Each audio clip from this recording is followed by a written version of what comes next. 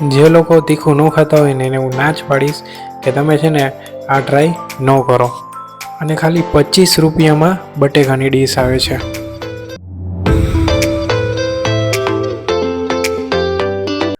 જય માતાજી બધાને, સ્વાગત છે તમારું મારી ચેનલ નોમેટ ઋષિરાજમાં. તો અત્યારે હું છું ભાવનગર ટ્રીપ ઉપર, અને ભાવનગર ટ્રીપનો આ વિડીયો છે પાર્ટ 9. હા, અને શું તમે તીખું ખાવાના શોખીન હોય તો આ વિડીયો છેલ્લે લગી જોઈજો. તો પહોંચી ગયા છીએ આપણે ધમ્માભાઈ બટેકાવાળાની આ ભાવનગરની અંદર, અને આ તમે ખાલી ટ્રાફિક જોઈ લ્યો. તો આ જોઈ લ્યો ધમ્માભાઈના બટેકા ભાઈ, અને એકદમ મરીવાળા બટેકા છે, મરચું નથી, મરી નાખેલી છે. અને મેન જે કમાલ છે ને ભાઈ, એ એનો ગ્રેવીનો કમાલ છે. જે આ ઉપરથી નાખે છે ને ગ્રેવીના વખાણ મેં બહુ સાંભળ્યા છે.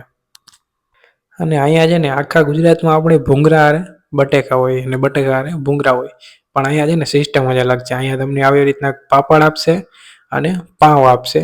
તમારે અહીંયા પાવ વાળે બટેકા ખાવાના, અને પાવ એકદમ સોફ્ટ હતા. અને પાપડની વાત કરીને તો એકદમ સારો પાપડ હતો, અડદનો પાપડ.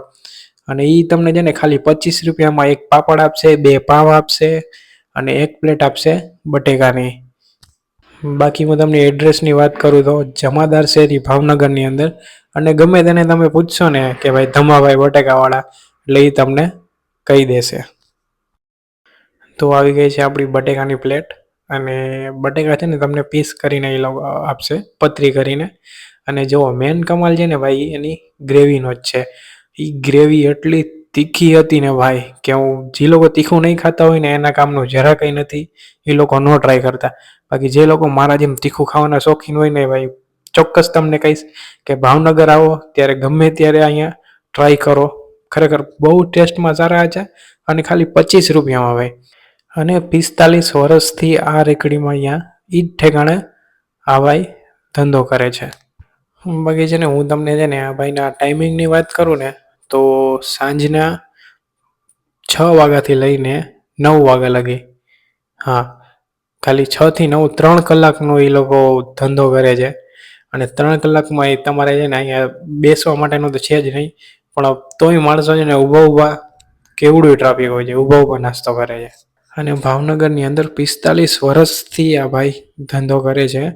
અને 45 વર્ષ જૂની દુકાન છે. દુકાન તો છે જ નહીં, જેમ કે રેકડી લઈને ઊભા છે, પણ રેકડી લઈને 45 વર્ષ થઈ ગયા.